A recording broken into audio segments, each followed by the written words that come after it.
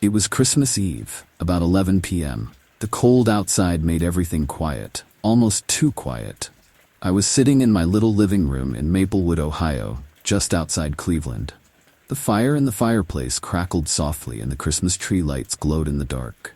Everything felt peaceful. I had just finished putting out some cookies and milk for Santa. I knew my kids were too old for that now, but it was something I always did. The house was quiet. So quiet I could hear every little sound, like the clock ticking or the refrigerator humming. I relaxed on the couch, thinking how nice it was to have a peaceful night. My husband Jake had gone to bed early after a long day at work, and the kids were upstairs playing their video games. Everything seemed perfect, until something happened that changed everything. The phone rang. It was the landline, which felt strange since everyone uses their cell phones these days. I looked at the screen. It was an unknown number. My heart skipped a beat. Who calls at this hour on Christmas Eve? I picked up the phone. "Hello," I said, trying to sound calm. There was silence at first. No one spoke. Just a long, quiet pause. I was about to hang up when I heard a voice, soft and faint like a whisper. "Mom, help me." My heart stopped. The voice sounded like my daughter, Ellie. But something wasn't right. Ellie was upstairs. I quickly stood up, holding the phone close to my ear. "Ellie?" I called out, but she didn't answer. The voice on the phone came again, but this time it was clearer. "Please, Mom, they're here." My stomach dropped. What did that mean? What was going on? I rushed upstairs to Ellie's room. The house felt colder, like someone had opened a window, but I knew I hadn't. I opened the door to her room. Ellie was sitting on her bed, staring at the corner of the room.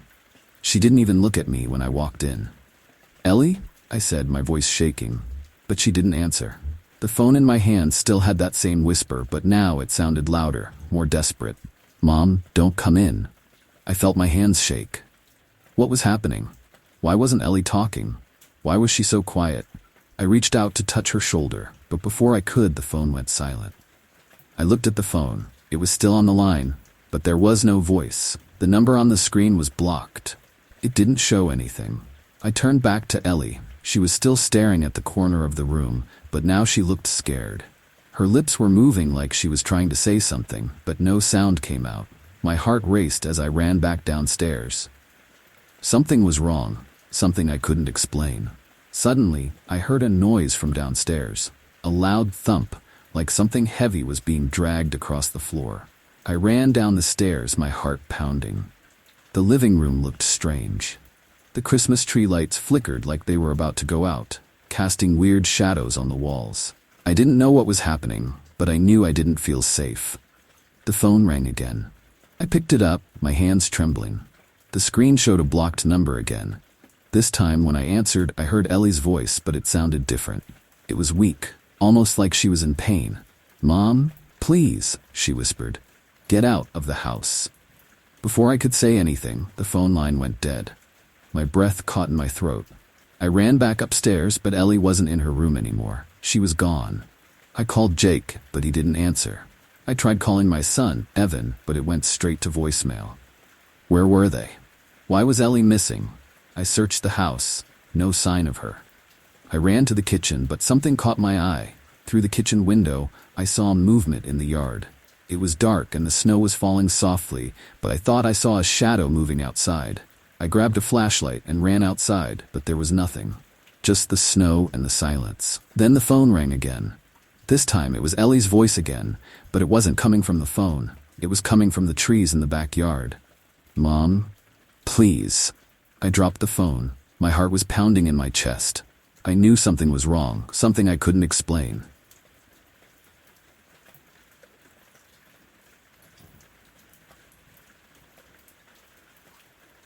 It was Christmas Eve, 2017. I had just turned 45 and was living in a quiet little house on the edge of a small town called Pine Hill, West Virginia. The kind of place where everyone knows everyone else, and the streets are lined with big old oak trees. The neighborhood was peaceful, with snow gently falling outside, making everything look like a postcard.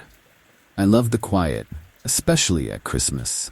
It was the kind of town where you didn't lock your doors, and the only thing you could hear at night was the occasional howl of a distant coyote or the soft rustling of leaves in the wind.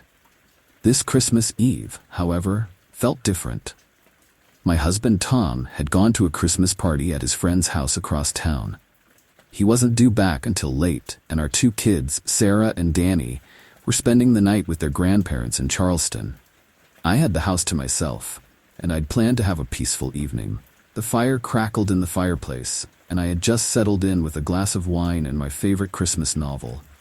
I was already looking forward to a night of relaxation, but my plans didn't last. At 9 p.m., I heard a soft knock at the door. I paused, staring at the door. Who would be here at this time? Pine Hill is small, and most people are either at home or visiting family on Christmas Eve. It struck me as odd, but maybe it was a neighbor who needed something. Maybe someone had left their wallet or forgotten a gift and came by to drop it off. I stood up slowly and walked to the door. My house is an old cottage-style home, and the door creaked slightly as I opened it. I peeked through the peephole to see who it was. There was a man standing on my doorstep. He was tall, maybe in his late 40s or early 50s, with a worn, dark brown coat and a woolen hat pulled low over his face. I couldn't make out his features clearly, but something about the way he stood there, motionless, staring at the door, gave me a chill. It wasn't the usual friendly holiday visitor. "Can I help you?" I asked, trying to keep my voice steady. The man tilted his head slightly, as though he was considering my question. His breath misted in the cold night air. "I'm looking for a warm place to stay," he said, his voice low, almost hesitant. "Do you have room for one more guest? Just for the night?" I felt a strange sensation in the pit of my stomach. This was Pine Hill. We were known for being friendly, but this didn't seem right. No one would just show up at a stranger's house on Christmas Eve asking to stay. Maybe he was down on his luck, but still, it felt odd. "I'm sorry," I said, my voice faltering. "I can't help you. It's just me here tonight." His smile, or what I thought was a smile, was cold, unnerving. It wasn't a friendly grin, but something that made my skin crawl. He didn't say anything at first, just stood there, staring at me with his dark eyes. "Please," he said after a moment, his tone shifting slightly. "It's so cold out here. I haven't had a decent meal in days. Just a place to stay for the night, and I'll leave in the morning. I won't be any trouble." Something about his words made me uneasy. "I'm really sorry, but I can't help you. I'm sure there are other places you can go." I started to close the door, but the man's hand shot out, stopping it. His fingers were long and thin, and the skin on his hand looked pale, almost ghostly. I recoiled, but he didn't seem to notice. His cold, dark eyes were still fixed on mine. "Just a small favor," he whispered. "Let me in, just for a little while." The air around me felt heavy. The warmth from the fireplace seemed to vanish, replaced by an uncomfortable chill. I stepped back, pulling the door a little further shut. "I'm afraid I can't do that," I said firmly, trying to control the trembling in my voice. But he didn't pull away. Instead, he took a small step forward, his eyes never leaving mine. For a moment, I felt trapped. His presence seemed to press against me, almost suffocating. I didn't know what to do. Every instinct told me to slam the door and lock it, but I stood there, frozen. Then, as suddenly as it started, the tension broke. The man let out a sigh and stepped back, lowering his gaze. "I'll find another place," he muttered, his voice barely a whisper. He turned and walked away without another word. I quickly closed and locked the door, my heart pounding in my chest. What had just happened? I stood in the entryway, my mind racing. The whole thing felt off, but I tried to convince myself that I was just being paranoid. Maybe he was homeless. Maybe he really needed help. Still, there was something about his eyes, his smile, that unsettled me. It wasn't right. I tried to shake off the feeling, sitting back down in the living room. I turned the lights down low and tried to read, but I couldn't concentrate. My mind kept wandering back to the man at the door. I tried to tell myself it was over, that I was safe, but the feeling of unease lingered. An hour later, at 10:15 p.m., I heard another knock at the door. This time, the knock was louder, more urgent. My heart skipped a beat. I didn't want to answer, but I had to know who it was. I peeked through the peephole, and there he was again. The man stood on the doorstep, staring straight ahead. His hat was now pulled back, and his eyes seemed wider, more intense. I could see his breath clearly now, and it wasn't from the cold. His breath was thick and misty, as if he was standing too close. I didn't answer. I backed away from the door, my hands shaking. But then I heard him speak, his voice louder this time. "Please," he begged, his tone desperate. "I'm freezing. I need your help." My mind raced. What should I do? Should I call the police? Should I even open the door? My instincts screamed no, but there was a part of me that was still curious, still afraid. I grabbed my phone, but before I could dial, I heard something else, a soft whisper coming from right outside the window. "Let me in. I'm so cold." I rushed to the window, pulling back the curtain, but no one was there. The yard was empty. The snow was falling softly, just like before. I quickly shut the curtain and backed away, my heart racing. What was happening? I stayed by the window for what felt like hours, watching the snow. But every time I looked away, I could hear a faint knock on the door, then another whisper. "Let me in." Eventually, the knock stopped, and I thought maybe I was just imagining things. But I didn't sleep the rest of the night. I kept checking the door, checking the windows, listening for any signs that he was still out there. The next morning, after Tom came home, I told him what had happened. He didn't believe me at first, thinking I was just anxious or overtired from the holiday. But when I checked the door, there it was. A small package, wrapped in plain brown paper, with no return address. I didn't open it, but something told me that whatever was inside wasn't meant to be a gift.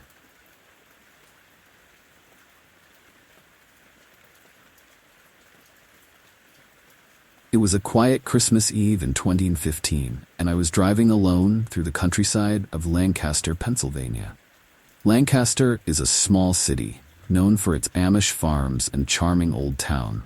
I had been visiting my sister and her family in Philadelphia, and I was on my way back home to Baltimore. The drive would take a little over 2 hours, and I had planned to be back before midnight to enjoy some peace and quiet before Christmas Day. The weather had been good, clear skies and not too cold, but the closer I got to Lancaster, the more the temperature dropped. By the time I turned onto the rural highway, the wind was picking up, and snowflakes began to swirl in the headlights. The road stretched ahead, lined by tall, barren trees and fields covered in thick snow. It was one of those roads that felt like it went on forever, with no streetlights or signs of civilization, just endless, dark woods on either side. I wasn't in any rush, so I turned the radio on low, listening to some Christmas music to get in the holiday spirit. The sound of Bing Crosby singing "White Christmas" mixed with the soft hum of my car as I cruised along the empty highway. I had no other cars around me, which only made the drive feel more eerie. The darkness outside seemed to stretch for miles. About halfway through the drive, I noticed a car in my rearview mirror. It was a dark sedan, a bit older, but it seemed to be tailing me. At first, I thought maybe it was another driver, also heading home for the holidays, but the car was staying much too close. I could see its headlights glaring in my mirror, but no matter how fast I went, it stayed right behind me. The road was long and empty, so I decided to pull over to the side, thinking the driver would pass. I slowed down and turned on my hazard lights, pulling the car off the shoulder into the deep snow. I thought for sure the sedan would pass me by, but instead it slowed down, matching my speed. My heart started racing. Something wasn't right. Why wouldn't this person just pass me? I sat there for a moment, staring at the rearview mirror, trying to figure out what was going on.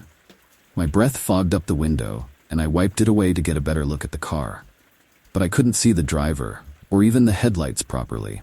It was as if the car had vanished into the darkness.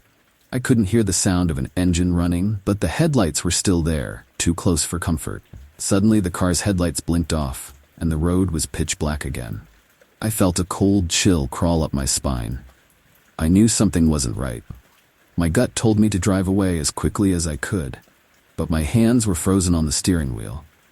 I turned the key in the ignition, but just as I was about to pull back onto the road, I heard a soft knock on my window. I froze. The knock came again, louder this time. I looked to my right.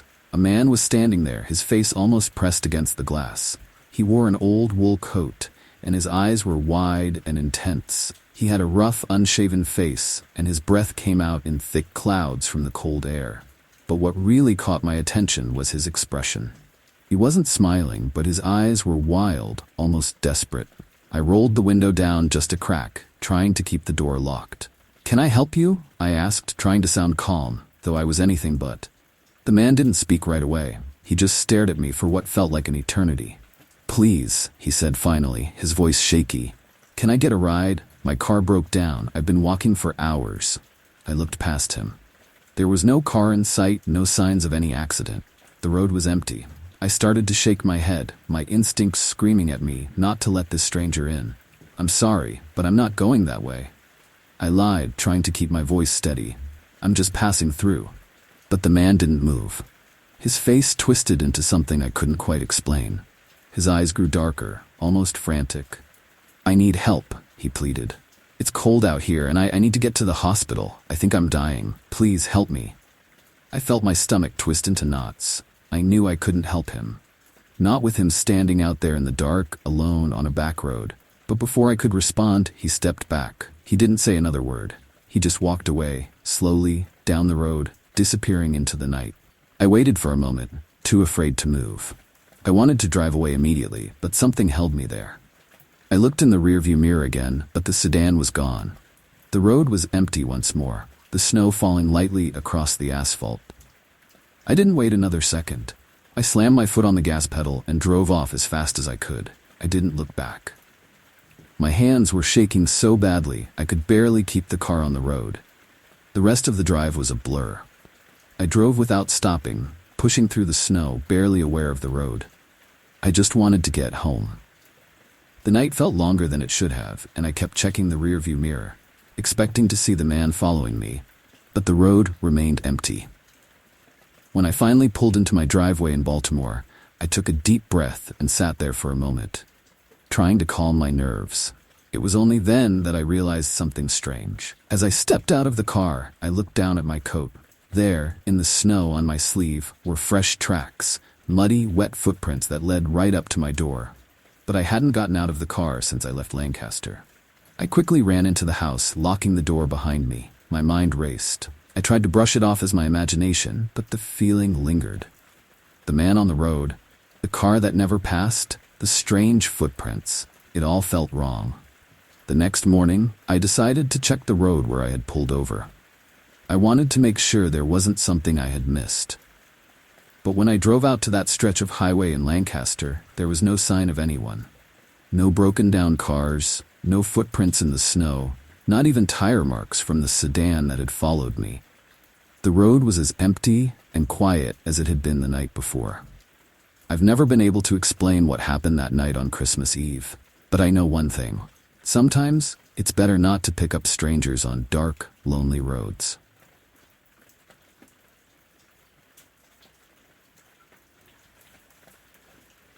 It was Christmas Eve, 2013. I had just moved into a small house in the outskirts of Dover, Delaware. The house itself was charming, though a little old, with creaky floorboards and windows that sometimes rattled in the wind. It was the perfect home for starting a new chapter in my life. Quiet, peaceful, and surrounded by the kind of small-town atmosphere I had always dreamed of. This Christmas, I decided to do something special for myself. I hadn't had the chance to enjoy the holidays in years, so I was determined to decorate the house and make it feel warm and inviting. I spent the entire day hanging up lights, garlands, and wreaths, making the place look festive. I even went all out with a big Christmas tree in the living room, complete with twinkling lights and homemade ornaments. It was my first Christmas in the new house, and I wanted to make it unforgettable. As evening came, I sat down on the couch, finally able to relax after a long day of decorating. I turned on the TV, sipping on hot cocoa, feeling content. The house felt cozy, and the soft glow of the Christmas lights gave everything a magical, peaceful feeling. The lights on the tree blinked softly, casting colorful shadows on the walls. It was exactly what I had imagined for a perfect Christmas Eve.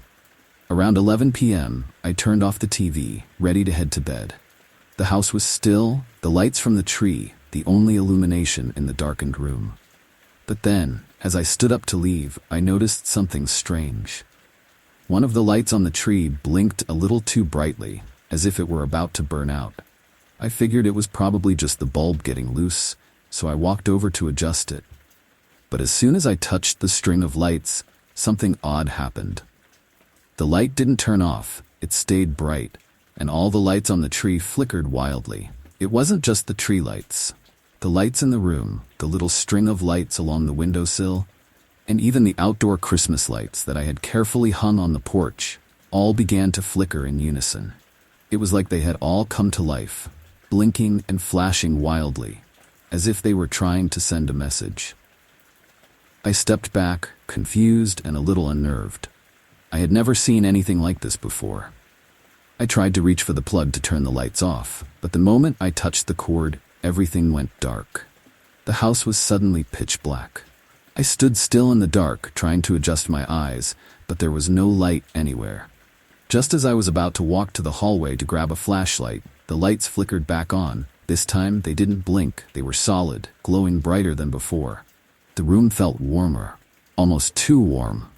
I looked around, feeling a strange sense of dread creep up my spine.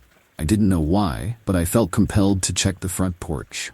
I walked to the front door, which was still locked, and peeked through the curtains. Outside, everything looked the same, quiet, peaceful, and covered in snow. There were no strange shadows or figures in the yard, just the usual stillness of a small town at night. But when I turned back to look at the tree, I noticed something that made my heart skip a beat.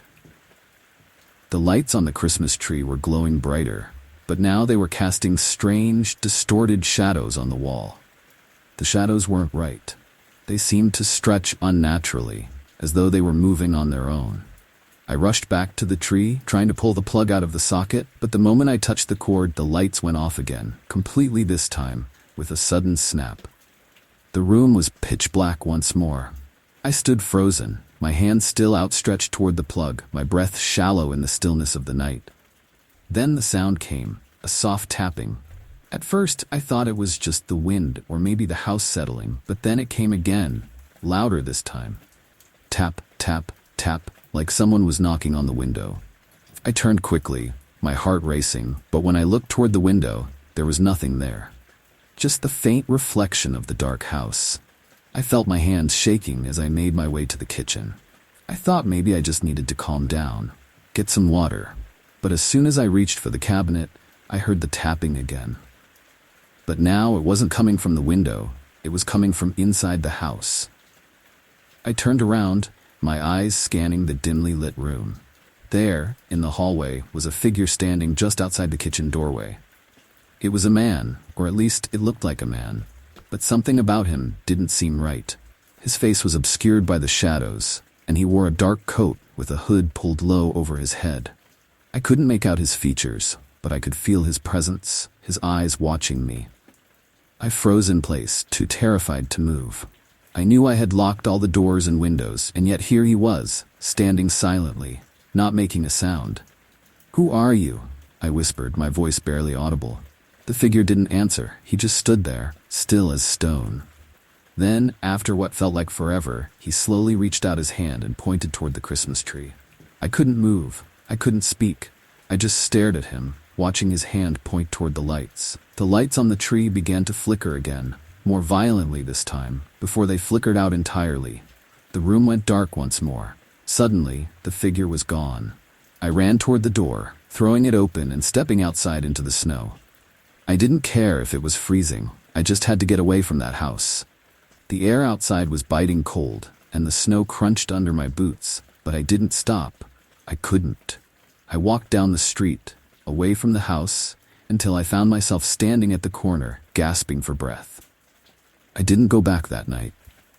I spent the rest of Christmas Eve with a friend in town, and when I finally returned to the house the next morning, everything was back to normal.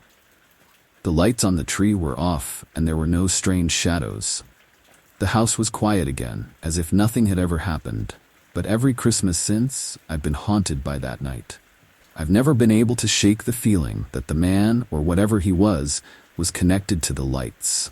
And every year when I hang up my Christmas lights, I always wonder, what if that strange visitor comes back? What if the lights start flickering again? And this time, I'm not alone.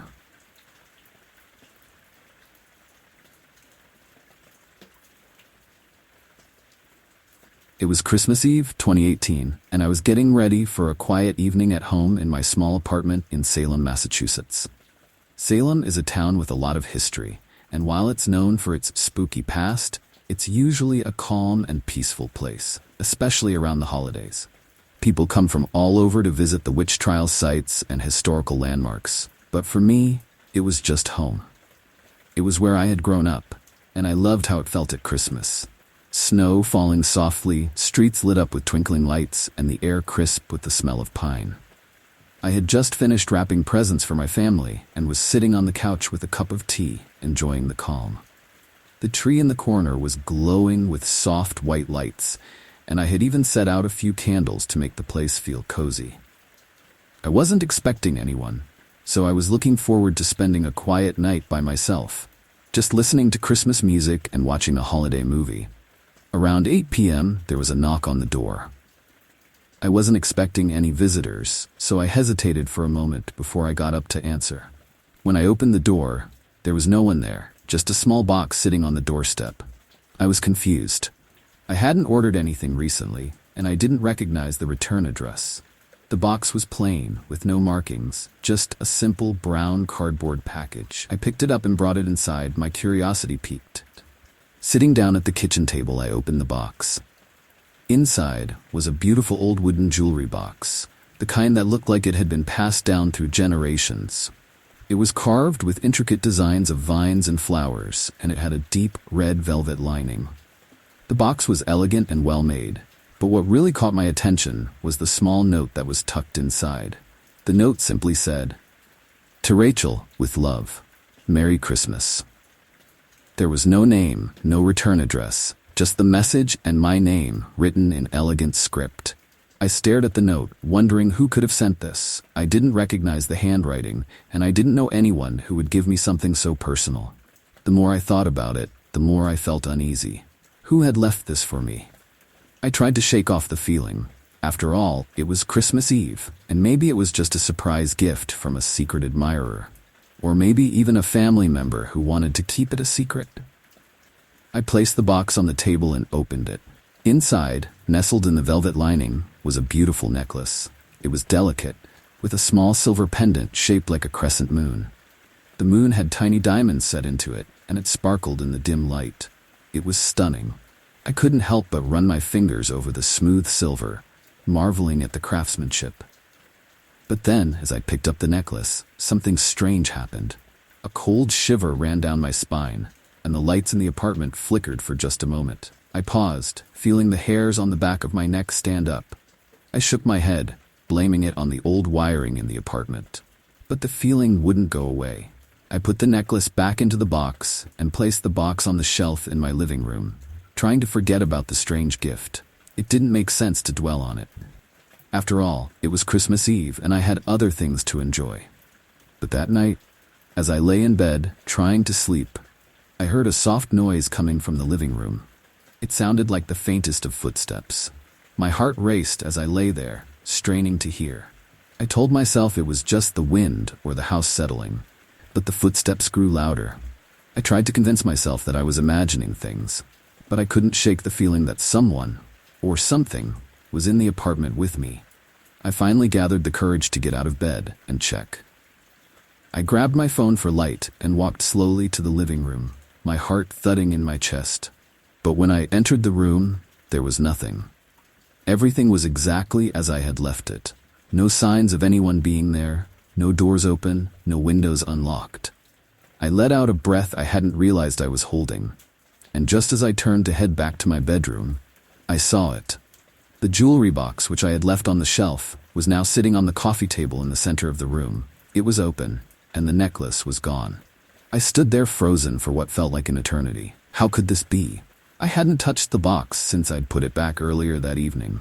There was no way anyone could have gotten into my apartment without me hearing. I walked slowly over to the table, my hands shaking, and I opened the box again.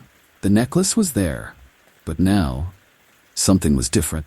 The crescent moon pendant was gone, and in its place was a small, old photograph, yellowed with age. I picked it up carefully, and my stomach dropped. It was a photo of a woman. She had dark hair and she was wearing a long black dress, her face serious, almost sad.